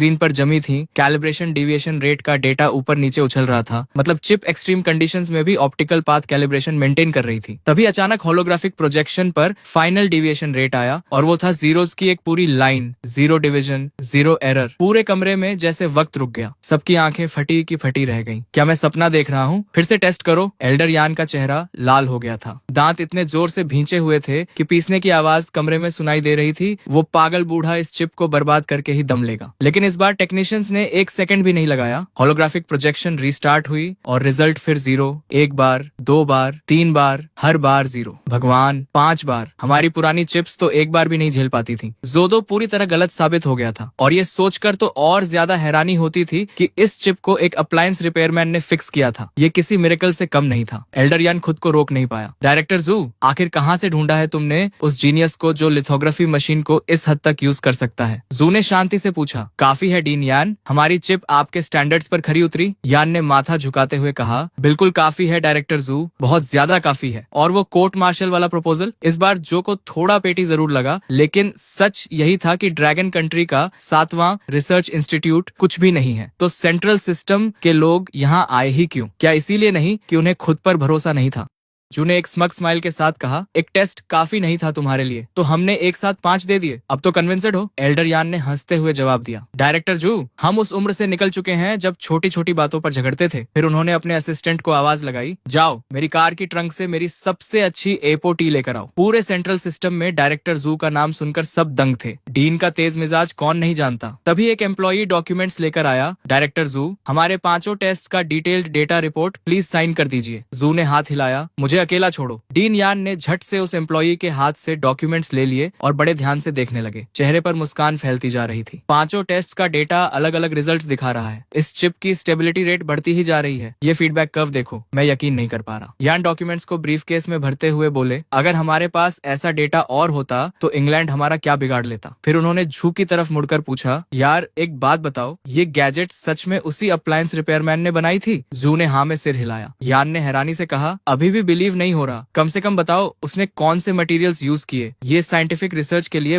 बहुत वैल्यूएबल होगा। जू बोले। ठीक है, उस बॉस को कॉल करता हूँ, सब चुप रहो। जू ने नंबर डायल किया। हेलो बॉस, मैं चैन किंग्स का अंकल हूँ, उस दिन रिपेयर के लिए आया था, याद है? दूसरी तरफ से आवाज आई। अरे तुम हो? ठीक हो गए? कॉल किस लिए? पैसे मांगने? जू ने जल्दी से कहा। नहीं नहीं, गुड न्यूज देने के लिए। जो फोटोग्राफी मशीन का मॉड्यूल रिपेयर किया था वो परफेक्टली काम कर रहा है। बॉस ने फ्लैट टोन में कहा। तो कोई नई बात बताओ, मुझे पता था। जो ने पूछा। वो आपने क्या यूज किया था उसमें? बॉस ने बेफिक्री से जवाब दिया। एक ऑर्गेनमा जार का लिड था, उसे पाउडर में पीसकर वेल्डिंग में यूज किया। एक्चुअली सोचा था एक एनिमल शेप्ड बिस्कुट टिन का लिड लूंगा, तुमसे कुछ 100 युआन ही लिए। दोस्त का भाव समझो। ये सुनकर कमरे में मौजूद सब लोग बिल्कुल स्पीचलेस हो गए। एक ऑर्गेनमा जार के लिड से फोटोग्राफिक टेक्नोलॉजी मास्टर हो जाती है। हॉट सॉस बेचने वाले ब्रांड की टेक्नोलॉजी इतनी एडवांस्ड है। यान हंसते हंसते बोले। Channel boss, photography machine repair करने के तरीके तो कमाल के हैं तुम्हारे। पहली बार लगा कि फोटोग्राफी मशीन इतनी लो एंड चीज है, किसी भी लिड से काम चला लेते हो। तभी बॉस की आवाज आई। बहुत बिजी हूँ, नेबर आंट लियू का इंडक्शन कुकटॉप फिक्स करना है, उन्हें खाना बनाना है, बस अब और कोई प्रॉब्लम नहीं। और कॉल कट गई। पूरी लैबोरेटरी में डेथली साइलेंस छा गई। किसी ने पूछा, बॉस ने आखिर में क्या कहा? जू ने मुश्किल से जवाब दिया। कहा कि नेबर मिसेज लियू को खाना बनाना है, इसलिए इंडक्शन कुकटॉप रिपेयर करने जाना है। खाना बनाने के लिए? जू ने खाली आंखों से दोहराया और अगले ही पल वो स्टिफ होकर मुंह के बल गिर गए। सब चिल्लाए, एम्बुलेंस बुलाओ। कोई 10 मिनट बाद वो हॉस्पिटल रूम में थे। डॉक्टर ने बाहर आकर बताया, कोई सीरियस बात नहीं, बस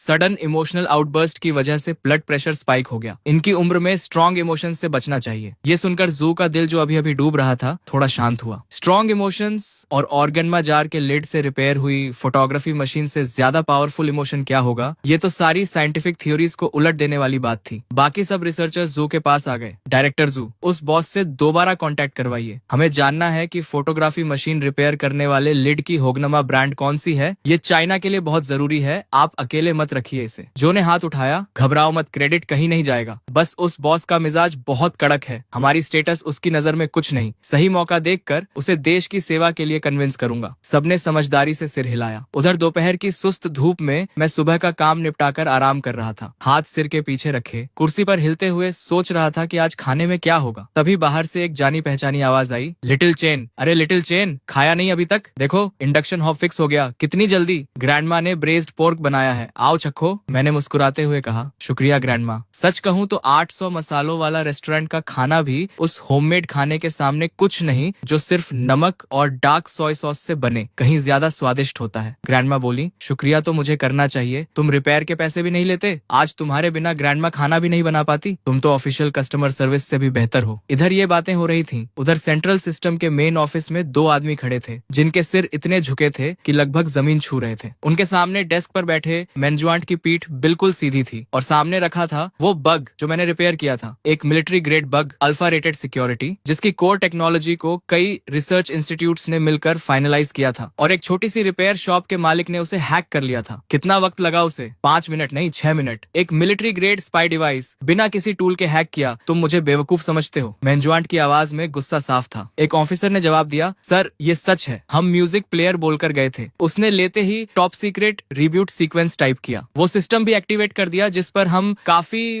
वक्त से अटैक कर रहे थे और कभी सक्सेस नहीं मिली। ऐसे लगा जैसे वो शुरू से जानता था कि ये क्या है। एक अप्लायंस रिपेयरमैन ने बिना किसी टूल के सिर्फ उंगली से टैप करके सब कर दिया। एग्जैक्टली साइंस फिक्शन मूवी जैसा था। पूरे ऑफिस में एक भारी खामोशी छा गई। मेन्जुएंट ने कुर्सी पर टेक लगाई, आंखें बंद की, सांसें स्टेडी थी, लेकिन दिमाग तेजी से चल रहा था। उस शॉप में कुछ स्पेशल था? नहीं सर, बिल्कुल ऑर्डिनरी रिपेयर शॉप थी। तेल के दाग, हर तरफ स्पेयर पार्ट्स, बेहद मेसी। हमने कई बार इंस्पेक्ट किया, कोई सीक्रेट कंपार्टमेंट नहीं, कोई हाईटेक इक्विपमेंट नहीं। मेन्जुएंट ने गहरी सांस ली, चेहरे पर डिसअपॉइंटमेंट था। जो इंसान इतनी आसानी से इसे डिसाइफर कर सके वो एक मेसी रिपेयर शॉप में बैठा हो, ये बात अपने आप में बहुत स्ट्रेंज है। या तो ये जू का हिडन एसेट है। फिर उन्होंने खुद ही आइडिया खारिज किया, नहीं, अगर जू का एसेट होता तो जू कभी बताता नहीं। तभी ऑफिस का दरवाजा जोर से खुला। डायरेक्टर सोने, जल्दी देखिए, जो झूठ नहीं बोल रहा था, 1% एक्यूरेसी सच है। मेन्जुआंट ने डॉक्यूमेंट लिया, नजर डाली और तुरंत माथे पर बल पड़ गए। ये रिपोर्ट डी न्यान ने 7वीं रिसर्च इंस्टीट्यूट से भेजी है। डायरेक्टर सोने, इस रिपोर्ट के साथ हम दुनिया को चाइना की ऑप्टिकल टेक्नोलॉजी में ब्रेक थ्रू अनाउंस कर सकते हैं। और डी न्यान तुम्हारे साथ नहीं आए? डी न्यान हॉस्पिटल में है। हॉस्पिटल में? क्या हुआ? बीमार नहीं है, बस रिपोर्ट देखकर इतने एक्साइटेड हो गए कि बेहोश हो गए। डॉक्टर ने कहा। एक्साइटमेंट स्पाइक से ब्लड प्रेशर बढ़ गया। सोने बिल्कुल स्पीचलेस रह गए। लगता था वो दिन आ ही गया था जब चाइना वेस्टर्न ब्लॉकेट तोड़ने वाला था। तभी डेस्क पर फोन बजा। हेलो जनरल जियो। हाँ मैं जानता हूँ। नहीं, बिल्कुल नहीं जनरल जियो, मैं जानता हूँ तुम सब यूआईओ को फंसाना चाहते हो, लेकिन जो तुम मांग रहे हो वो रेगुलेशंस के खिलाफ है। नहीं, एब्सोल्युटली नहीं। फोन उठाते ही सोने ने एक के बाद एक रिफ्यूजल्स दे दिए। चेहरा हर पल और सख्त होता जा रहा था। जाओ, मैं हेल्प नहीं करना नहीं चाहता, बात यह है कि कर नहीं सकता। सीईओ एक परफेक्ट स्ट्रेटेजिस्ट है। मिलिट्री मैन्यूअर्स में यूआईएओ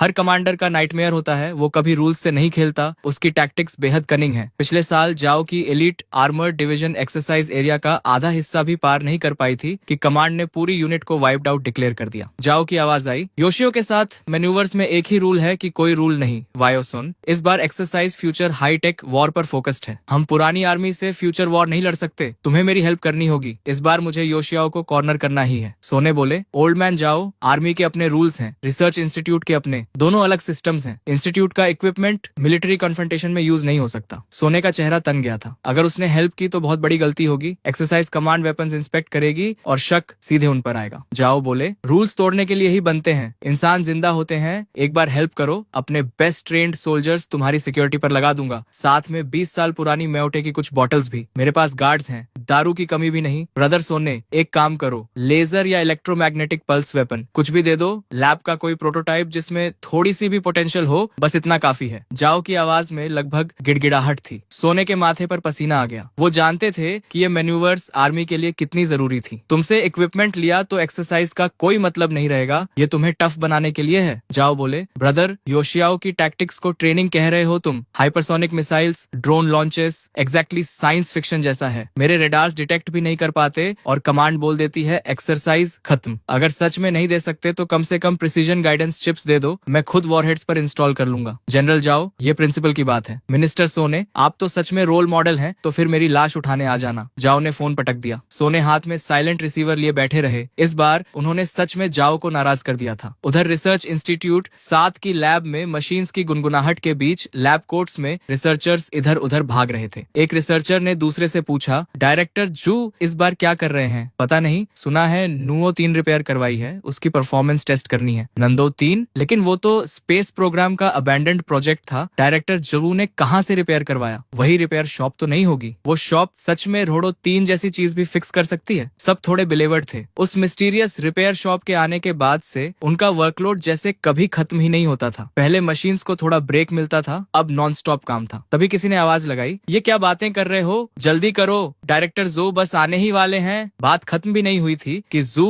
प्रोटेक्टिव क्लोथिंग पहने एक स्मॉल ब्रीफकेस लिए अंदर आ गए। प्रेपरेशंस कैसी हैं सर? सब रेडी है। अच्छा, नंदो 3 सैटेलाइट नेविगेशन सिस्टम के high precision atomic clock synchronisation chip का टेस्ट ऑफिशियली शुरू होता है। नंदो 3 चिप रेडी करो, टारगेट लॉक करो, सिमुलेटेड इंटरफेरेंस सिग्नल लॉन्च करो, इंटेंसिटी लेवल 5। लेवल 5 अनाउंस करते वक्त एक स्लाइट हेजिटेशन आई क्योंकि लेवल 5 इंटरफेरेंस लगभग वर्स्ट कॉम्बैट कंडीशंस का सिमुलेशन था। ऐसे एनवायरनमेंट में कोई भी state of the art navigation system completely blind हो जाता। शुरू करो। जू देव के कमांड पर ड्रोन मूव करने लगा। प्रोजेक्शन स्क्रीन पर ड्रोन के सारे पैरामीटर्स दिख रहे थे। अगले ही पल एनवायरनमेंट ड्रास्टिकली बदल गया। डेटा स्पाइक होने लगा। कॉम्प्लेक्स इंटरफेरेंस सिग्नल्स ने ड्रोन को कंप्लीटली घेर लिया और जो डिवाइस अभी परफेक्टली स्टेबल थी वो वबल करने लगी। Alert, drone trajectory deviation. जोदेव का चेहरा देखा, डिसअपॉइंटमेंट साफ था। फेलियर, जैसा मुझे डर था। दुनिया सबके साथ फेयर है। शेन योंजो का लिथोग्राफी मशीन रिपेयर करना पहले से ही इनक्रेडिबल था। नांदू सैटेलाइट नेविगेशन सिस्टम उनकी एक्सपर्टीज से बाहर था। लेकिन जैसे ही जोदेव ने निराशी में सिर झुकाया, कमरे में सडनली एक्सक्लेमेशंस गूंज उठे। उन्होंने झट से सिर उठाया और देखा कि होलोग्राफिक स्क्रीन पर एक तीसरा डेटा सेट आ गया था, चिप के खुद के एल्गोरिदम से। उस एल्गोरिदम ने ड्रोन के डेटा को ओवरराइट करके अपना सुपर इम्पोज कर दिया और देखते ही देखते लार्ज स्क्रीन का डेटा स्टेबलाइज हो गया, बिल्कुल स्टिल, और ड्रोन स्काई में सेफली सर्कल करने लगा। ये क्या था? हमारे सैटेलाइट्स में ऐसा कुछ होता है, लेकिन नांडू सैटेलाइट में नहीं था, लेकिन चेन बॉस के पास था। जू के चेहरे पर एक्सट्रीमली स्मग स्माइल आ गई। मैंने अंदर एल्गोरिदम थोड़ा ट्यूब किया था, लेकिन मुझे खुद नहीं पता था कि मेरी रैंडम सी मॉडिफिकेशन से ड्रोन लेवल 5 इंटरफेरेंस में भी सर्वाइव कर लेगा। किसी ने आवाज में वंडर के साथ कहा, इस बंदे को इंस्टीट्यूट में ले आए तो क्या ही बात हो, लेकिन आखिर ये बॉस है कौन? क्या वो सच में कुछ भी फिक्स कर सकता है? भीड़ में क्यूरियोसिटी बढ़ गई। एयरलाइनर मॉड्यूल फॉल्टी था, फिक्स कर दिया। नांडू चिप नंबर 3 फिक्स कर दिया, और हर बार जो उसके हाथ से निकलता है वो पहले से बेहतर होकर निकलता है। ये सुनकर सीन फ्रीज हो गया। सब स्टंट थे। ये डेटा सिर्फ नंदो नंबर 3 की सक्सेस नहीं था, ये यूक्सिया की साइंटिफिक रिसर्च हिस्ट्री में एक अनप्रेसिडेंटेड ब्रेक थ्रू था। इधर जू फोन डायल कर रहे थे। हेलो चेन बॉस, मैं हूँ रिया चिप नंबर 3 के बारे में, वो जो आपकी शॉप में ऑलमोस्ट डेड हो गई थी। बॉस की आवाज आई, तो कॉल किस लिए? पैसे मांगने? नहीं, गुड न्यूज देने के लिए। आपने जो चिप रिपेयर की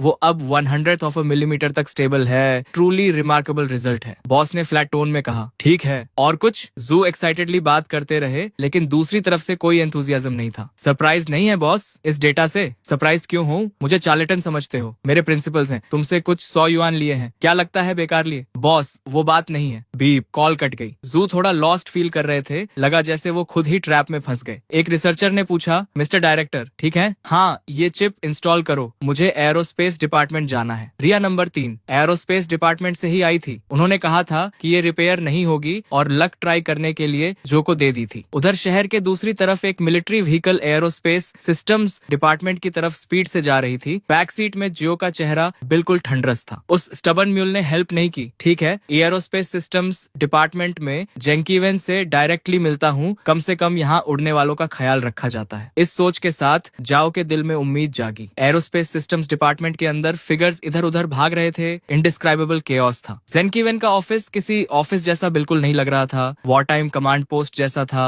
फोन्स लगातार बज रहे थे। भीड़ का आना जाना किसी मार्केट प्लेस से कम नहीं था। सब जैसे हाइपर एक्टिव मोड में थे, बस चेहरों पर अर्जेंट लिखा होना बाकी था। मिनिस्टर साहब, ड्रोन इंजन की रिपोर्ट पर सिग्नेचर चाहिए। 1 मिनट रुको मिनिस्टर, लॉन्च कॉम्प्लेक्स 3 के सर्किट्स इंप्रूव करने का प्लान देखना जरूरी है। जेनवेन एक हाथ में फोन पकड़े डेस्क पर बैठे थे। आंखें डॉक्यूमेंट्स पर जमी थी। उस वक्त वो चाहते थे कि किसी तरह खुद को डुप्लीकेट कर लें। तभी एंट्रेंस से एक एक्साइटेड आवाज आई, ओल्ड मैन, यहाँ कैसे? जो ने खुशी से कहा, नांडू 3 चिप देखो, एनकैप्सुलेशन के साथ हमने नांडू 3 रिपेयर कर दी तुम्हारे लिए। जेनवेन ने हैरानी से कहा, नांडू 3? वो प्रोजेक्ट तो अबैंडन नहीं था, कहाँ से रिपेयर करवाई और परफॉर्मेंस कैसी है? जू बोले, मैंने पहले ही इनिशियल चेक्स कर लिए हैं। प्रिसीजन और एंटी इंटरफेरेंस कैपेबिलिटी देखकर तुम स्पीचलेस हो जाओगे। जेनवेन ने थके हुए लहजे में कहा, बस ओल्ड जू, अभी वक्त नहीं है। ये फाइल्स का पहाड़ देख रहे हो, खुद देखना है तो देखो, आज तुम पर टाइम वेस्ट नहीं होगा। जू ने जोर दिया, लेकिन मैंने सच में फिक्स की है। जेनवेन ने नाराजगी से घूरते हुए कहा, एक बार और साफ बोल देता हूँ, नांदू 3 प्रोजेक्ट को हायर अथॉरिटीज ने बहुत पहले कंडेम कर दिया था। इसे रिपेयर करने में कोलोसल रिसोर्सेज लगते, कोई गारंटी नहीं थी। जू ने कहा, लेकिन मैंने सच में रिपेयर की है। एक बार देख तो लो। नहीं, हाँ हाँ। जेनवेन ने इरिटेशन में ब्रीफकेस दूर धकेल दिया। जू का चेहरा तुरंत उतर गया। पैर के तलवे से सिर तक गुस्से की लहर दौड़ गई। उन्होंने ब्रीफकेस उठाया और बिना एक शब्द कहे ऑफिस से निकल गए। ठीक उसी वक्त एडमिनिस्ट्रेशन बिल्डिंग से एक और फिगर निकली। जो और उनका बॉडीगार्ड, दोनों के चेहरे एक दूसरे से ज्यादा डार्क थे। जो बड़बड़ाए, ये जेनवेन भी बिल्कुल सोमिनेंट जैसा है, प्रिंसिपल का इतना पक्का कि हैंडल करना इम्पॉसिबल है। थ्रेट्स भी किए, फ्लैटरी भी की, लेकिन ये जेनकीवेन टस से मस नहीं हुआ। नंदो 3 की बात करना बेकार गया। तभी कोर्टयार्ड में उन्हें किसी की बड़बड़ाहट सुनाई दी। नंदो, वो एम्बिशियस प्रोजेक्ट जो कुछ समय पहले अबैंडन हो गया था, वो कटिंग एज प्रोजेक्ट? जाओ ने सिर घुमाया और नजर जू से मिली, जिनका चेहरा किसी एंग्री गोस्ट से भी ज्यादा सलन था। गुड मॉर्निंग सर, अभी नांदू 3 की बात कर रहे थे। ये सुनकर जू ने सिर उठाया और फ्रीज हो गए। भगवान, शोल्डर पर स्टार्स देखकर ही समझ आ गया। जनरल, हाँ नांदू 3, हमारे 7वीं इंजीनियरिंग इंस्टीट्यूट ने नांदू 3 चिप रिपेयर कर दी है। लेकिन वो बेवकूफ जेनकीवेन कुछ समझता ही नहीं, बोलता रहा कि नंदो 3 कॉन्टिफेक्टर है। जो ने क्विकली जियो को ग्रीट किया और अपना स्मॉल बॉक्स प्रेजेंट किया। जियो ने कहा, नंदो 3, मुझे लगता था ये प्रोजेक्ट अबैंडन हो चुका था। जो बोले, वो पहले था। हमारे रिसर्च इंस्टीट्यूट ने प्रॉब्लम ओवरकम कर ली है। चिप टेक्नोलॉजी अपग्रेड हो गई है। अब इसकी प्रिसीजन इतनी है कि मक्खी को टारगेट कर सके। Anti interference capability super human level की है। आसमान गिर जाए तो भी काम करती रहेगी। और सबसे इम्पोर्टेंट, इसका खुद का इंडिपेंडेंट कंप्यूटिंग एल्गोरिदम है। फाइनली एक रिसेप्टिव ऑडियंस मिला था। जू पैशनेट प्रेजेंटेशन मोड में आ गए। जाओ अमेजमेंट से सुन रहे थे। सच में इतनी पावरफुल है? वो जनरल थे, ट्रूप्स लीड करना जानते थे, लेकिन साइंटिफिक रिसर्च डेटा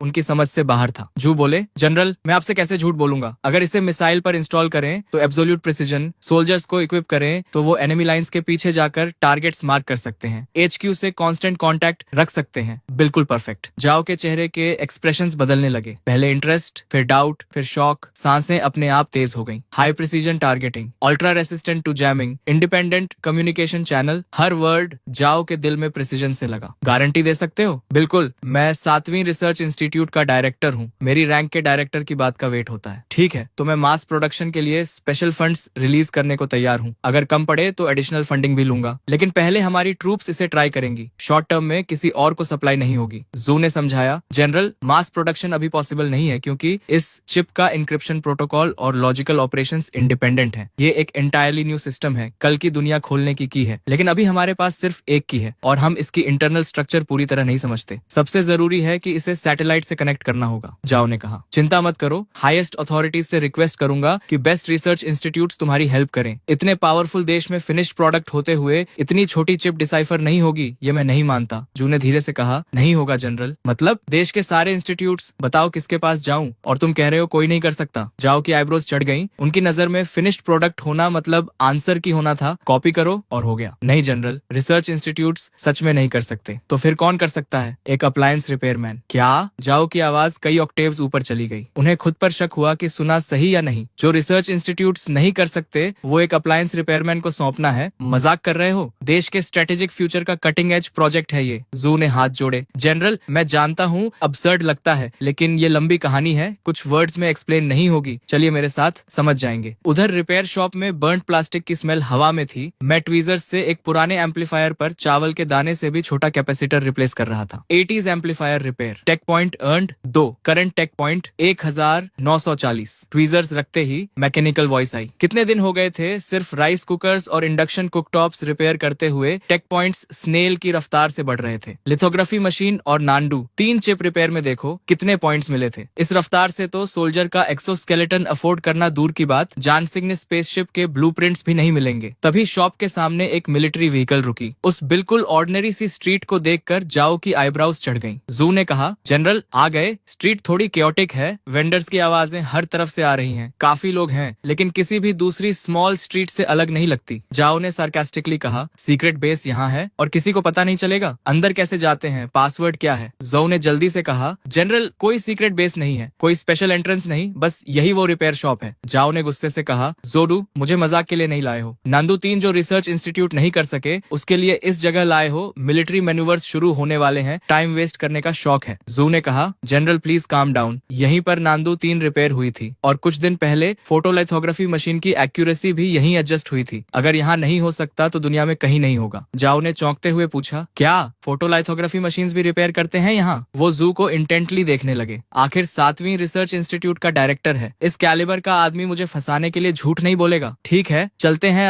अंदर, लेकिन अगर वैसा नहीं निकला जैसा बताया है तो चाहे दुनिया के किंग हो उड़ा दूंगा। जाओ ने कपड़े ठीक किए और रिपेयर शॉप की तरफ बढ़े। जू ने राहत की सांस ली। Detection of repairable objects, type 3 tactical flashlight, internal circuit short circuit, individual tactical goggles, falcon thermal imaging layer peeled off, damaged hummingbird micro communicator signal receiver module. जैसे ही वो अंदर आए मैंने जाओ के साथ वाले बंदे पर तुरंत रिपेयरेबल चीजें स्पॉट कर ली। ये सब मिलिट्री इक्विपमेंट था और जो ग्रुप लीड कर रहा था वो क्लियरली कोई बड़ा आदमी था, आर्मी का बड़ा ऑफिसर। जू ने कहा, बॉस काफी टाइम हो गया। मैंने पॉलिटनेस से कहा, सर काफी टाइम हुआ, कैसे हैं? कस्टमर इज किंग, पॉलिट तो रहना पड़ेगा। जू बोले, बिल्कुल ठीक है, चिप भी ठीक है, जो भी रिपेयर करते हो चेन बॉस परफेक्टली काम करता है। वापस जाकर पूरी बैटरी ऑफ टेस्ट की, परफॉर्मेंस ओरिजिनल से भी बेटर निकली। मैंने फ्लैट टोन में कहा, कोई नई बात बताओ। जाओ ने साइडवेज नजर से देखा। उन्हें कम से कम 40 से 50 साल के किसी एक्सपर्ट की उम्मीद थी, लेकिन ये तो मुश्किल से 20 साल का लड़का था। प्रिसीजन इंस्ट्रूमेंट्स की उम्मीद थी, लेकिन रस्ट और बर्न प्लास्टिक की स्मेल के अलावा कुछ नहीं था। Young, smooth talking, nonchalant, arrogant, और ये एक्सपर्ट माना जाए। जाओ मन ही मन बोले, ये तो बुरा मजाक है। मैंने कहा, जनरल अभी शुरू भी नहीं हुए और तुम्हारे साथ जो चीफ और एडीडी कैंप है उनकी बेल्ट पर टैक्टिकल फ्लैशलाइट का सर्किट बोर्ड प्रॉब्लम में है। गॉगल्स की थर्मल इमेजिंग कोटिंग पूरी तरह पीलिंग ऑफ हो रही है, रात को अंधे के बराबर है, और माइक्रो कम्युनिकेटर का सिग्नल मॉड्यूल भी फ्राइड है। ये मुंह पर एक्सप्लोड नहीं होगा, इसकी चिंता नहीं है। मेरी आवाज लाउड नहीं थी, लेकिन सबके कानों तक पहुंची, खासकर जाओ के एडीडी कैंप के। उसने इनक्रेजुलसली पूछा, ये कैसे पॉसिबल है? जाओ के एडीडी कैंप ने रिपोर्ट किया, जनरल फ्लैशलाइट कुछ दिन पहले ट्रेनिंग में एक्सीडेंटली डैमेज हुई थी। गॉगल्स और कम्युनिकेटर ब्रेकडाउन हो गए थे। आज रिप्लेस करने का प्लान था, लेकिन राउट सडनली बदल गया। जाओ भड़क गए, इतना इंपॉर्टेंट इक्विपमेंट तोड़ रखा है, मिशन पर हो या पार्क में घूम रहे हो, रिपोर्ट किए बिना रिप्लेस नहीं होता।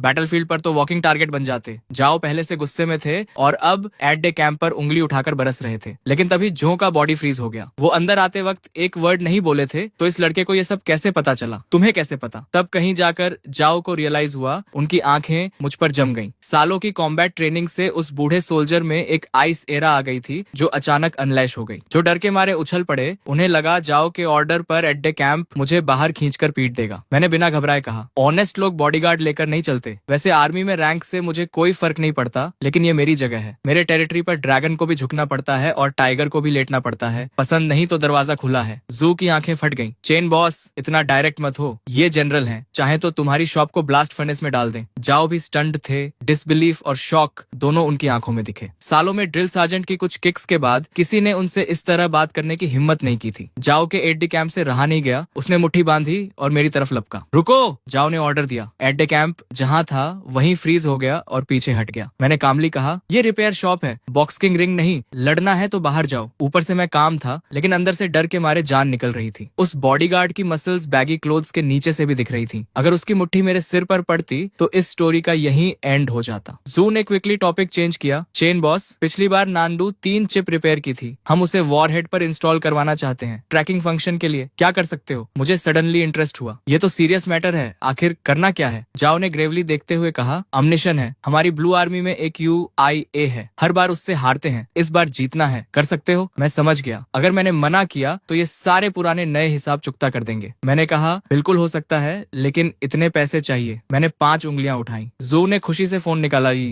भी। 500 हो जाएगा। मैंने रोका, इस बार 50,000। क्यों? पहले 500 थे, अचानक इतना? क्योंकि इनकी शक्ल पसंद नहीं आई, मेरे साथ बदतमीजी की। 50,000 तो दोस्त का भाव है। मैंने जाओ की तरफ इशारा किया। जाओ ने बिना झिझके कहा, 50,000 मंजूर, और काम अच्छा हुआ तो 50,000 और। अगले ही पल पेमेंट कंफर्मेशन का बीप आया, और इस तरह ये बड़ा कॉन्ट्रैक्ट मेरे हाथ लग गया। वो मेरा काम सॉल्व कर देंगे, लेकिन ये काम यहाँ नहीं होगा। मैंने कहा, काम तुम्हारी जगह पर होगा। जाओ ने पूछा, क्यों? ये हमारा मेन प्रोजेक्ट साइट है, यहाँ कोई कॉन्फिडेंशियल इन्फॉर्मेशन लीक होने का खतरा नहीं है। मैंने समझाया, कोई ऑफेंस नहीं, लेकिन तुम क्लियरली बड़े आदमी लगते हो। सच में मुझसे नंदो 3 एक सिंगल बुलेट पर माउंट करवाओगे? उसके लिए कम से कम एक सॉलिड शेल चाहिए। वो चीज शहर के बीच में नहीं निकाल सकते। अगर वो कॉन्ट्रैप्शन यहाँ दिखी तो मैं फ्रंट पेज न्यूज बन जाऊंगा। जाओ एक बार फिर स्पीचलेस हो गए, लेकिन इस बार पूरी तरह कन्विंस्ड भी थे। उन्होंने चिप इंस्टॉल करने के बारे में सोचा था, लेकिन ये प्रॉब्लम उनके दिमाग में आई ही नहीं थी। ठीक है, कोई प्रॉब्लम नहीं, तुम दोनों यहीं रुको, मैं अपना सामान लेकर आता हूँ। ये कहकर मैं सीधे पीछे स्टोरेज रूम में चला गया। जू और जाओ दोनों स्टंट खड़े रहे। उन्हें लगा मैं कोई सूटकेस वगैरह लेकर आऊंगा, लेकिन मैं एक घिसा पिटा कैनवस बैग लेकर निकला। जाओ ने हैरानी से कहा, बस यही और इंस्ट्रूमेंट्स? इतने सारे इंस्ट्रूमेंट्स यहाँ हैं, उन्हें क्यों नहीं ले रहे? मैंने डिस्डेनफुल नजर से जाओ को देखा और बोला, मेरा दिमाग ही सबसे बेस्ट इंस्ट्रूमेंट है, और हील घुमाकर दरवाजे से बाहर निकल गया। जो ने धीरे से कहा, खैर टेक्नीशियन तो है जब तक योशियाओ से जीत दिलाए जो कहे वो गॉस्पल। बाहर आकर मैंने कहा, पैदल आए थे क्या? पूरी कार है बस, प्लेन नहीं है, टैंक नहीं है, लेकिन कम से कम मिलिट्री व्हीकल तो होनी चाहिए। जो ने झट से गार्ड्स को सिग्नल दिया और थोड़ी देर में एक ऑर्डिनरी कार और एक मिलिट्री व्हीकल आ गई। मैंने मन में सोचा, बुरा नहीं, जिंदगी में पहली बार मिलिट्री व्हीकल में बैठने का मौका मिला। चलो। दोनों कार्स तेजी से सड़क पर दौड़ने लगी। मैं बैक सीट पर टेक लगाकर आंखें बंद करके आराम करने लगा। कन्वेंशनल वॉरहेड में चिप ऐड करना, ये काम चेन वेव्स रिपेयर करने से कहीं ज्यादा इंटरेस्टिंग था। कन्वेंशनल वॉरहेड का फ्लाइट पाथ, खासकर टर्मिनल फेज में, कई फैक्टर से इन्फ्लुएंस होता है। Air currents, temperature, humidity, target movement वगैरह। टर्मिनल करेक्शन वो फाइनल फेज होता है जब GIV टारगेट के पास पहुंचने वाली होती है। इंटरनल माइक्रो प्रोपल्सर्स ट्रैक्टरी एडजस्ट करके डिविएशंस करेक्ट करते हैं। कुछ घंटों बाद दोनों कार्स एक हेविली गार्डेड एनकैंपमेंट में स्लोली दाखिल हुई। ऊंची वॉल्स, इलेक्ट्रिक फेंसेस,